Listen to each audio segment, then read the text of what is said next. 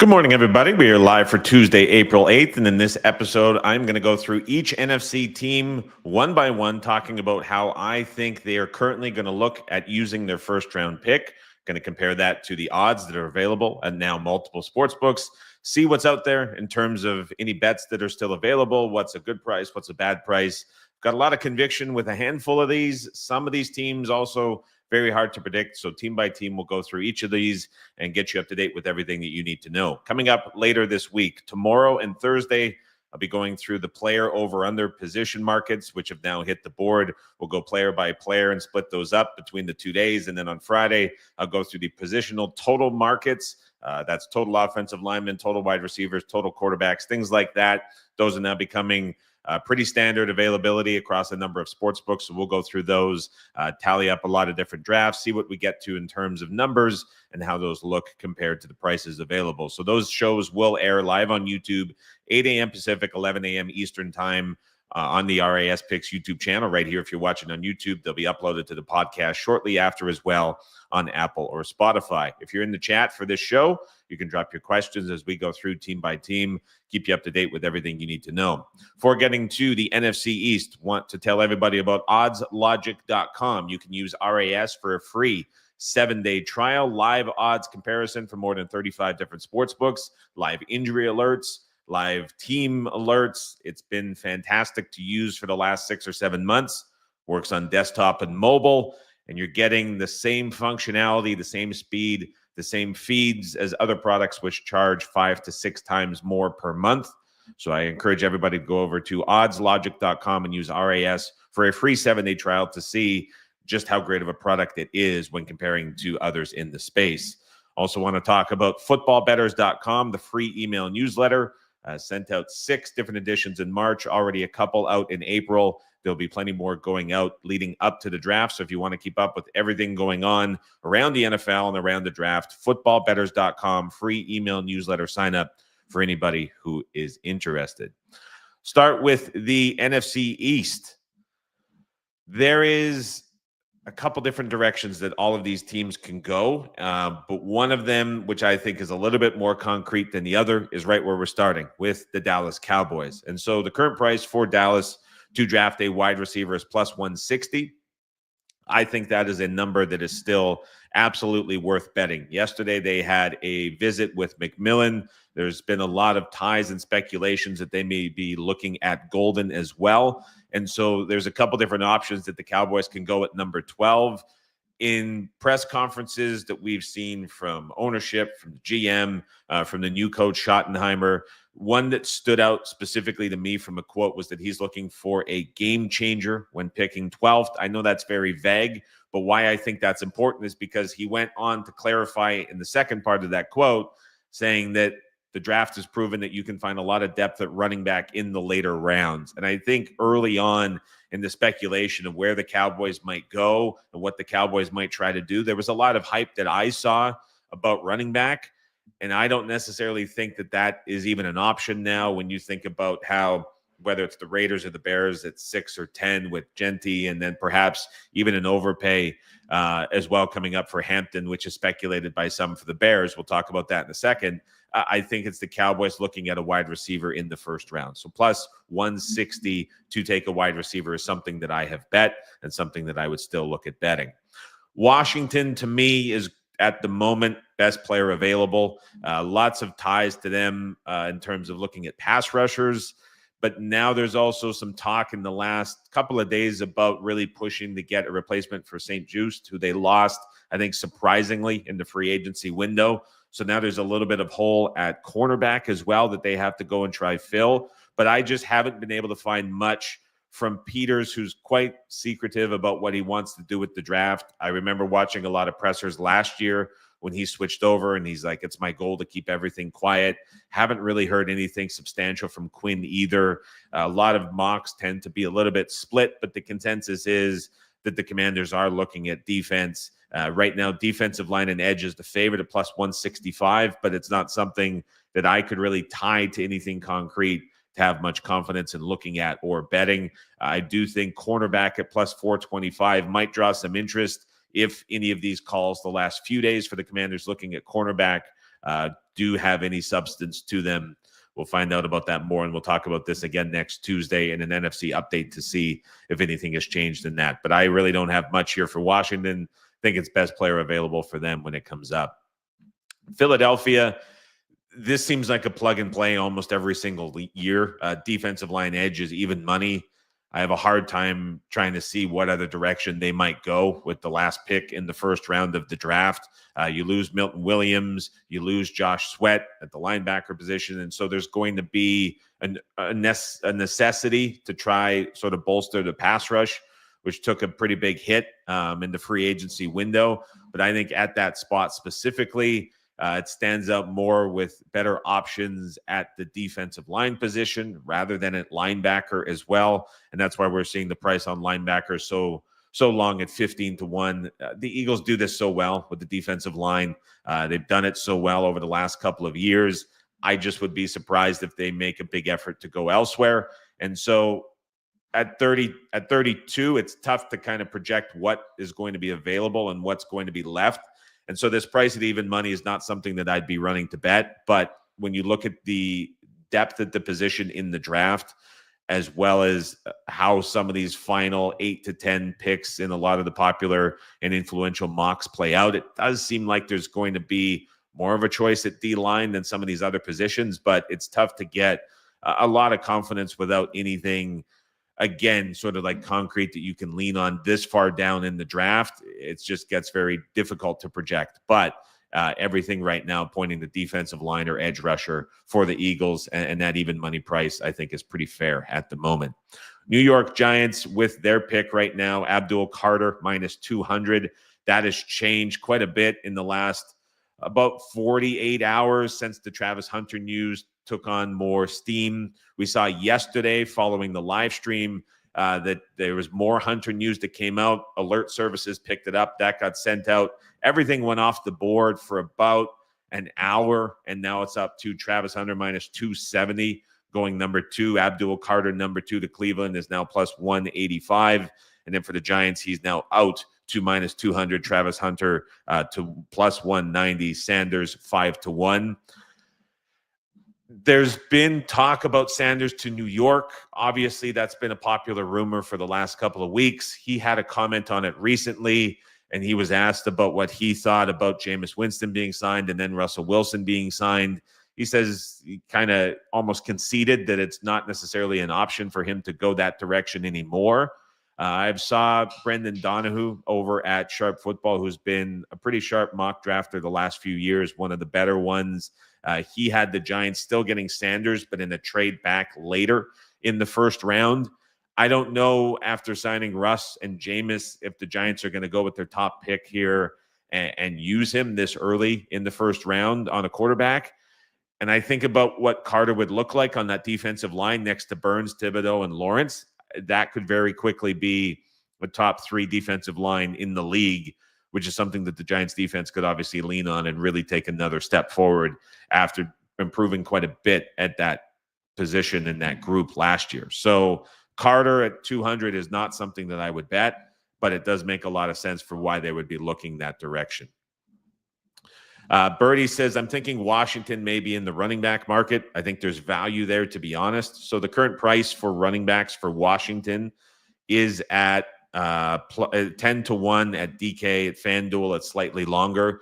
There was a comment, I can't remember if it was Peters or Quinn, but they said at the recent meetings that they value running backs and their pass catching ability out of the backfield. I saw Greg from Coach Speak Index. He had a note where they were really praising Brian Robinson last year, and they haven't gone out of their way to praise him much this year.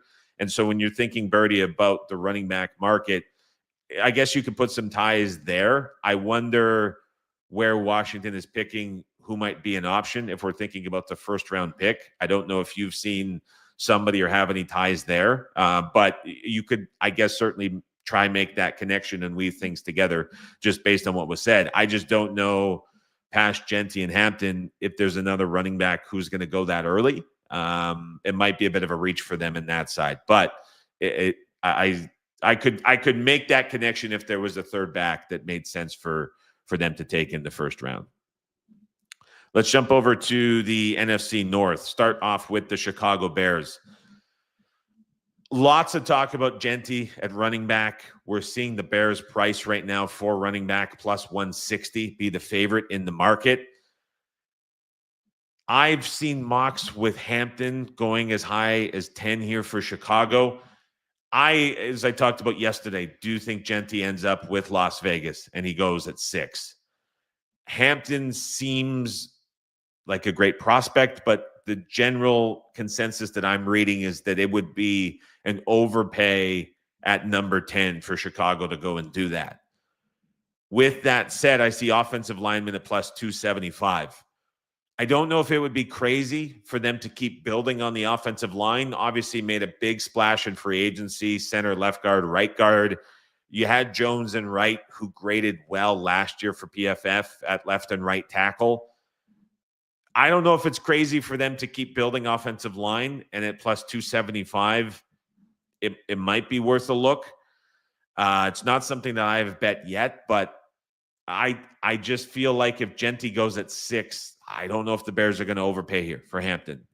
Everything that I've read suggests that would be a reach, and I don't know if the second option here at defensive line and edge rusher at plus 230 makes a lot of sense considering how things might go in the first 10. So not a lot of conviction here with Chicago, but that's the general kind of overview of it for what I'm looking at for Chicago. As we get to the Detroit Lions, a ton of talk about defensive line and edge, minus 200. That's the biggest price for a defensive line edge to go first that any team currently has. Everything that's coming out of the Lions side is talking about having a guy opposite of Hutchinson to try bolster that pass rush. Campbell did say at the meetings this past week that he wants to add wide receiver competition and youth. Wide receiver currently right now for the Lions is plus 950. That is not something that I have bet just because we're seeing so much discussion and so many strong ties to looking at defensive line and edge rusher to go opposite of Hutchinson. It's kind of hard to go against that steam that has taken on so far. And again, when it comes to just sort of placement, similar to Washington, although that wide receiver quote does make a little bit of sense, like who's that guy that's going to end up going to the Lions at this position of where they are picking in the draft, where there's going to be some depth at D-line and edge that they could potentially take advantage of. And so that's how the Lions are looking currently. Really big price on D-line edge, minus 200 to go first overall. The Green Bay Packers, this is kind of an interesting one. So defensive line and edge plus 130 is something that I have bet. I lost the tweet. I saw it yesterday, and I specifically saved it for the show. There was a Packers reporter who quote tweeted Andy Herman, who listed out the positional odds for Green Bay. And at the time, defensive line edge was plus 160. And the reporter for the Packers said if he was making the odds, he would have had defensive line or edge around minus 150 as the starting favorite, as he thought that it was the standout choice for the Packers to choose in the first round. Dug in a little bit further, and one of the more interesting player interview quotes that I have found is Araku, whose name I probably just butchered, was doing a combine presser, and he was asked just a general question, and I couldn't quite hear and make out what the reporter asked, but he gave sort of a first 15, 20-second answer, and then quickly diverted it to how he's already met with the Green Bay Packers. He's met with Jeff Hafley, the defensive coordinator. He's met with the defensive line coach. He's got a history with them in college for multiple seasons. And he sort of was talking about how he was very interested, and he really tried to downplay it about going to Green Bay, but also about how the Packers were very interested in trying to add at that position. And so hard to ignore something like that, hard to ignore the reporters talking about it. I think they saw and heard what I was seeing and hearing. And so defensive line edge plus 130 for the Packers first round pick is the look for me, and something that I have already bet. Now we'd go from high conviction to low conviction. The Minnesota Vikings, to me, it's firmly best player available. I certainly think they're going to lean defense. There's been a lot of speculation around safety after some of the changes that they had in the offseason. There's been a lot of speculation around adding another cornerback. Both of those are currently 2-1 split favorites, posted at two different sports books that I'm seeing. I have a hard time trying to find anything meaningful that I could tie to the Vikings with a certain player or a difference between those two positions. Secondary for Minnesota makes sense. Defense makes sense. I don't have a lot to tie into anything here, and I haven't seen much that you can get too confident about when you have these positions being split. So I don't have much there for Minnesota specifically. Ron was saying before we get out of the NFC North, some say tight end Warren for the Bears. I don't know if they do that with the tight ends they currently have. Maybe. I'm not sure on that one, Ron. But I have seen one or two with that as well. I wouldn't be surprised to maybe see them continue to build out that O-line. Again, I haven't bet anything with Chicago, but Birdie, I am going to go back and watch that pod. That's one. I started listening to it. I listened to the one prior, and we're talking about the NFL Daily with Jeremiah, and they had one on with Maurice Jones-Drew. I listened to the one prior, and it drove me nuts because I think Daniel Jeremiah was at the Big 10 or Big 12 Pro Day, whatever it was, and every 10 seconds there was a PA announcer in the background, and they did their best, and Greg was trying to talk around it.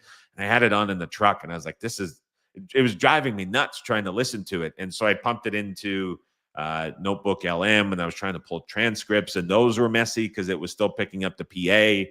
The transcripts were kind of a mess, and so that was a tough one. And I kind of I soured on it a little bit, and I saw it was running backs only. And I'm kind of, from everything I'm seeing and reading, it's like there's two backs in the first round. I'm not really getting into more past that. It sounds like in the episode you're saying there's more to get into. So I will go back and listen, or at least pull the transcript on that one. I'm surprised to see. I was in Apple and Spotify looking at that pod feed. I'm shocked to see how the ratings have gone so negative for it. It's like a 4.2.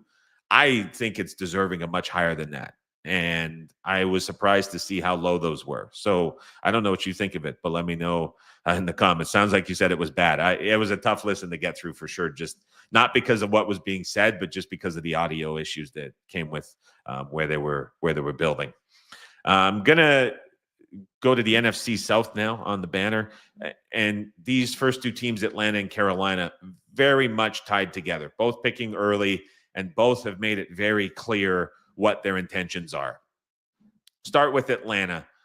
I think one of the more powerful quotes that we got from any coach GM combo was from Atlanta when we heard Raheem Morris at the combine. He was at the podium, and he says, last year it was our goal to draft a quarterback, which we did. This year it is our goal to build the pass rush. We need help there. And it's certainly true. Atlanta had the worst pass rush last year in the NFL. And really, since we've seen these markets be posted, Atlanta has seen defensive line edge, which is currently minus 150. That has taken on a lot of movement. That price has got a lot shorter since it was first posted, and it makes a lot of sense. Now, the tricky part with Atlanta and the tricky part with Carolina, which I'll talk about in a second, is when we're talking about pass rush and we're talking about pass rushers, there is competition between defensive line and linebacker, with some standout linebackers in this area of the draft at the top half. And so it kind of gets a little more muddy than the quotes might make it out to be, because depending how things fall in the first 3 to 4 picks, these two teams may be left with very good options at linebacker to take on, which would satisfy the pass rush need. On the other side, there's also obviously very clear defensive line and edge rusher options available. So you have these edge rusher and defensive line prices reflecting what would kind of be the obvious pick, but you might have a bit of a bad beat in a way where if you're taking that and then you have one of these linebackers falling down a little bit because of how things get sort of muddled up at the top end of the draft with the first couple of picks. These teams might be going linebacker to still satisfy that quote that was thrown out there, getting a good rusher from that position. Carolina with Dan Morgan at his press conference. Again, he used the word goal. Last year, the goal was to build the offensive line, which they did, turned that offensive line into a very respectable unit. This year, he said the goal is to fix and fill some of the needs that the team has on defense, and specifically cited out the pass rush. And so very similar situation. We're, because of that, seeing defensive line and edge, again, up to -150. Now, the question is, do you want to play with fire a little bit? Linebacker plus 250, a little bit shorter than what you're seeing from Atlanta. Again, two teams, very clear needs. They've made it very clear what their intention is. They've made it very clear on how they want to handle it. Do you go defensive line edge or do you go linebacker? With Carolina, I went D-line edge at -140. That was something I sent out on a newsletter as well. It's out to -150. Would still take a look there. Something that I would say with Atlanta, just to kind of clarify, because I think a lot of people saw Orlando Ledbetter's tweet specifically about how they only sent defensive personnel from the coaching staff to the combine. I have been told from somebody who knows perhaps a little bit better that there was, in fact, offensive personnel at the combine. I don't know the extent of how many guys were there, but it was not as defensive focused as it was made out to seem like it was. Let's go to the Saints. From two teams with very clear direction and very clear conviction to just complete uncertainty with the Saints. What are we going to get from them? New team, ton of needs, new coaching staff, first-time head coach. Shedeur Sanders is in a lot of ways tied to the Saints, to be playing indoors, to fit the environment. Lots of scouts seem to believe that playing indoors, especially in a place like New Orleans, would make a lot more sense for him as a quarterback and his skill set than it would to be playing outdoors in a place like New York or a place like Cleveland, which I think now is being put to bed. And perhaps we're seeing some of these teams. The Giants went out and got two quarterbacks. The Browns potentially still in the market to get another quarterback, but also obviously now very much tied to Travis Hunter. Maybe they are kind of a reflection of that thought process and that mindset as to why they may not be wanting to bring on Sanders. There's obviously a lot more to it, but you kind of tie one to the other and you start to think maybe there's some validity to that. And then you get to the Saints, maybe it makes a lot of sense. I think a question becomes, is this new coaching staff wanting to make that bet on him year one when they have Derek Carr, who's more than serviceable at the position, and they went out of their way to, at least for now, keep him and have him on the team as the starter? I think you kind of see a vote of confidence given to him. Do they immediately bring in a QB? I don't know if that makes a ton of sense. The next two that would be very obvious would be cornerback and defensive line and edge rusher, but both of those priced equally in the market. Cornerback 4-1, defensive line edge rusher plus 450. Nothing here at all from the Saints that is worthy of betting on, I don't think, in any way at this moment. Tampa Bay Buccaneers, defensive line edge plus 120, linebacker plus 250. I've made a bet on linebacker at plus 250 for Tampa Bay. Todd Bowles at the combine interview, he lit up. He was talking about evaluating inside linebackers specifically. I know he went on to mention a lot of other position groups that he was there and he was curious about. One thing that stood out that was very apparent and he was very adamant about was that he's looking for pass rushers. He's looking for ball hawks. He's looking for guys to play his style. And it was something that he was backed up with the GM, who at his combine was saying it's no secret they need help in a lot of areas, but specifically on defense. As happy as they are on offense, we want to continue to enhance there too, but we're very much focused on the defensive side, were words that came from him. There were also commentary from both of them. We've got a handful of players that we think could be there at 19, including edge rushers. We're going to stick to the best player available. And then Bowles recently at meetings says they don't have a lot of depth at corner and that they're going to address it in the draft. So a lot of kind of different quotes that have come out since that inside linebacker comment. It's very clear the Buccaneers are prioritizing defense. I think that inside linebacker spot is the position that they look at addressing. And to me, that initial quote from Todd Bowles, we just lit up talking about the position, which he obviously values a ton in his defensive scheme. To me, that stands out. So I would take a chance there as I look down the draft boards and look at some of the consensus mocks. There are guys that are tying inside linebackers to the Buccaneers. Plus 250 was a bet that I took that they go linebacker in this draft. NFC West is really messy. Arizona is basically begging for a trade. Monty Ossenfort was doing an interview, and he was talking about how it's no secret that they've been willing to trade back in years prior. He was just offering almost anything with an open door to try get a trade. And I think that makes betting anything for Arizona for what they're going to do with their first drafted player really, really difficult, because obviously a lot of these markets are tied to what the expected availability and what the comments in media sort of suggest is there and the direction teams want to go in the first round. If you get a team trading back like Arizona really wants to do, I get that that involves and invokes a lot of uncertainty that these markets would not be pricing in to where you could potentially find a pretty big advantage.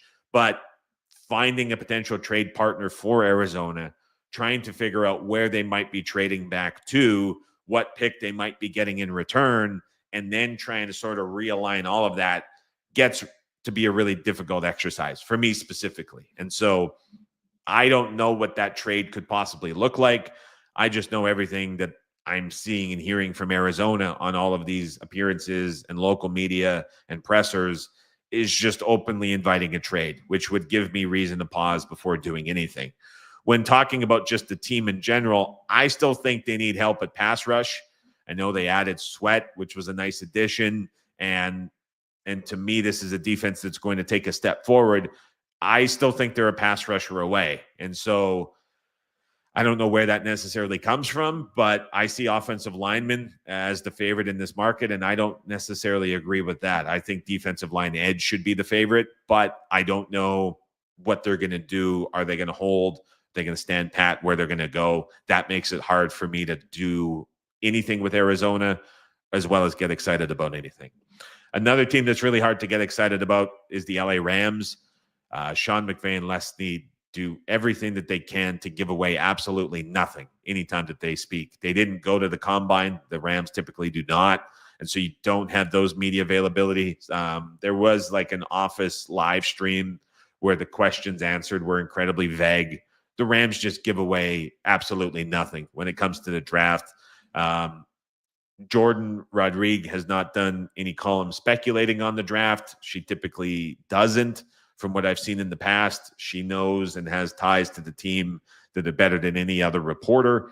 And there's just not being anything given away. And we're seeing that reflected in the market currently. O-line plus 225, cornerback plus 225, D-line edge 5-1, tight end plus 550. I don't see a lot here for LA. Really tough to act on much here for the Rams. Seattle, I took a flyer tight end at 7-1. It is very obvious that the Seahawks need offensive line help.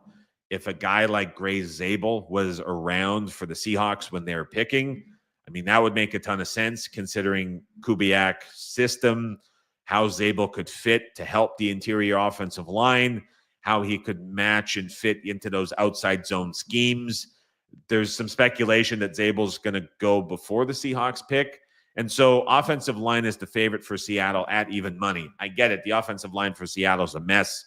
You have Sam Darnold, who's very suspect to pressure and shows he has a tendency to hold on to the ball for a little bit of a long time. I know Kubiak with the Saints last year in that organization went and drafted taking Fuaga. And so there's kind of a precedence here for this offense getting an offensive lineman and fitting in. However, there's also precedence for this offensive scheme coaching around an offensive line and making a weak offensive line play and look and perform much better than it is. Last year, everybody, including myself, really caught by surprise with how good the Saints offensive line looked amid all of the issues that they had. I wonder if, given the opportunity here, and a guy like Loveland could still very much be available for when the Seahawks are picking, do they go and give Darnold another weapon after everything that they've lost this offseason? I know Kupp was added. I don't know if that's necessarily enough. I just look at tight end here at 7-1, and I'm a little bit intrigued by that, considering that Seattle's going to be picking right in the range when Loveland is expected to go. I just wonder if they go and pick up another weapon here rather than going and trying to pick up perhaps an offensive lineman that probably, quite honestly, as good as Zabel might be in the interior, is that moving the needle enough for this offense and this scheme with how many other issues they have on the O-line? I don't know if it's a one pick solves everything solution for the O-line. So again, it's a reach here, tight end 7-1, but that's just the flyer that I took. Last team in the division is San Francisco, another team that's just notorious for not giving a lot away. For a while, that was Peters. Now it's just kind of like indecisiveness and uncertainty, and they haven't had a lot of first-round picks. And so here they are picking high for the first time in a couple of seasons.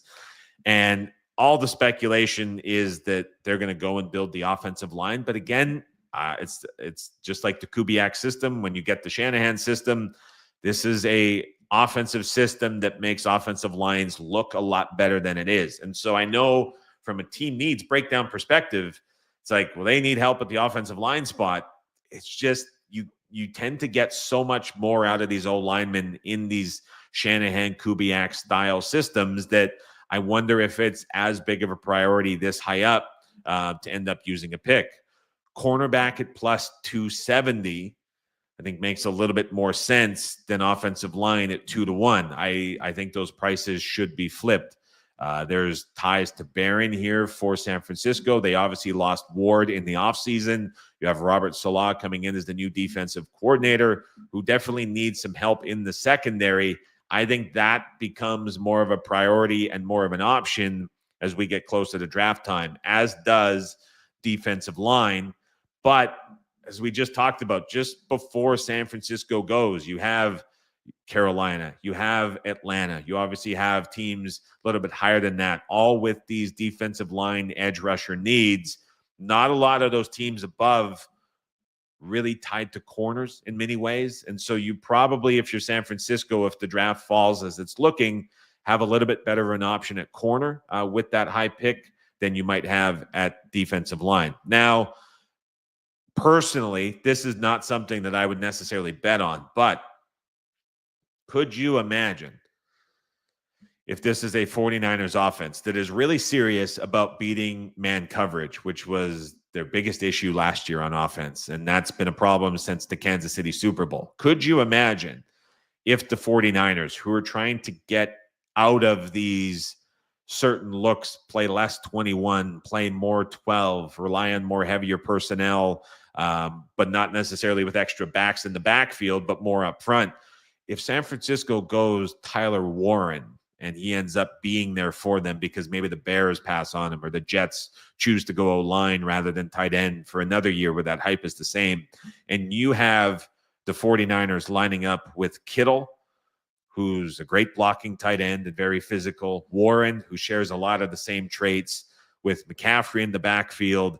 Then you have a guy like Juwan Jennings, big physical wide receiver, and then eventually Brandon Ayuk comes back if they keep him, who's very good at beating man coverage. That is a very different looking and a very different physical style of offense that the 49ers could line up with, which I think would be very exciting.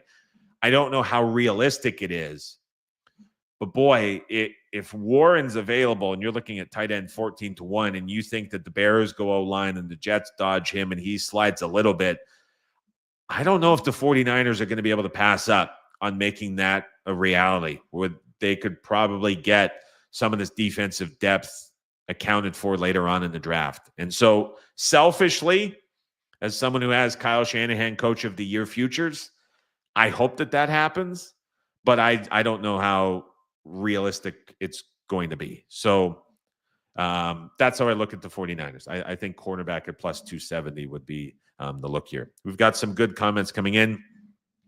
Steven says, as a Cardinals fan, I just liked and subscribed. Thank you very much. If anybody else is watching that hasn't liked or subscribed, would love to have you on board. Nice to hear insightful commentary. I'm glad to hear that as well. Trading back is a good option.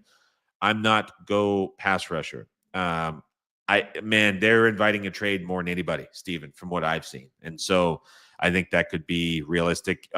You said if not, go pass rusher. So it sounds like we agree with both of those as well. Birdie says it is hard not to think that the only way the 49ers can look is defense. I agree with you. I think the cornerback makes the most sense at plus 270. But Birdie, selfishly, boy, if they had Warren at tight end, that would be a very fun offense to watch. Ron says San Francisco likes to build inside out, but I'd look elsewhere at cornerback. They have a history of D-line picks. You might like plus 225 at that spot. Birdie says, agree with Ron. I think linebacker is in play for them. Losing Greenlaw, who is very important in that defense, needs to be replaced. I think there's value on linebacker for betting purposes. That is currently 9-1. Birdie, you've been throwing out some good ones here over on the live stream. That makes a lot of sense with the Greenlaw replacement. Next Tuesday, I kind of have some notes here. I want to go back and look, see what it looks like for linebackers available for the 49ers specifically in that spot. Your earlier comment as well, I thought was pretty good. Washington with the running back spot. So linebacker 9-1 for San Francisco. Washington running back was 10-1. Two longer ones to look at. I'm curious if you want to DM me or message me after, if you don't have time to put it in the chat. That Washington running back one has me thinking a little bit, because I was saying it's hard to find something super concrete. I guess you could tie it back to that quote as well. And then the 49ers here with the Greenlaw replacement, it's probably going to be dependent on the Cardinals or Falcons going linebacker as well. Have to go back and look and see some of the availability charts and what might be out there. But both of those at 9 and 10-1 certainly seem reasonable to me as options that we could see shorten up over the next couple of days. All right. Appreciate everybody stopping by. Again, we will have another episode tomorrow at the same time. We'll start looking at the positional over-unders, or the player over-unders, pardon me. We'll do the positional ones on Friday. And so looking forward to doing those. Those will be more player-specific, maybe a little bit more actionable for some folks if you have those up at different sports books as well. Want to remind everybody, oddslogic.com, RAS for the free 7-day trial. I will be very surprised. I'll say this. If anybody watching or listening to the show tries the 7-day free trial and ends it and says, you know what, that product wasn't very good. And it's an easy thing for me to promote. I'm not the most advertisement heavy guy, as everybody will know, but this is a easy one for me to promote, because it's just, whether you're using desktop or mobile, I use mobile on Odds Logic all the time. A lot less so during MLB season, because we're not watching betting MLB, but the mobile option is great. And so if you're someone that does that, maybe you're at work, or maybe you're tied up during the day and you want to keep up with odds and alerts and injuries and pitcher changes and everything, highly recommend trying out the 7-day free trial to see if Odds Logic is a product that you would enjoy using. I really think it would be. Before you go, if you want to head over to footballbettors.com following the show to sign up for the free email newsletter. We're almost at 17,000 subscribers over there. We'll have a newsletter going out later this week to hit your inbox as well. Thanks, everybody, for stopping by. Enjoy your Tuesday. We'll chat with you again, same time tomorrow. Start looking at the player over-under markets.